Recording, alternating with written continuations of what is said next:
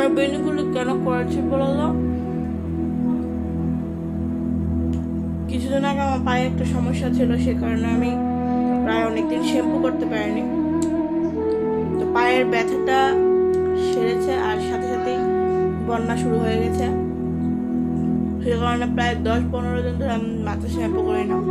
জানি এটা নিয়ে অনেকে আবার অনেক কিছু বলতে পারো, যাই হোক, সে কারণে মাথা পুরো জট লেগে গিয়েছিল, সে কারণে মাথা শ্যাম্পু করতে পারিনি ভালো করে আছে। তারপর এরকম ভাবে বটে নিয়েছি, কারণ বন্যার জল কখন বেড়ে যায় কখন কমে এটা কেউ বলতে পারে না। তো ভাগ্যটা ভালো, আজকে কমে গেছে, সেই কারণে দেখি আজকে শ্যাম্পু করতে পারি মনে হয়।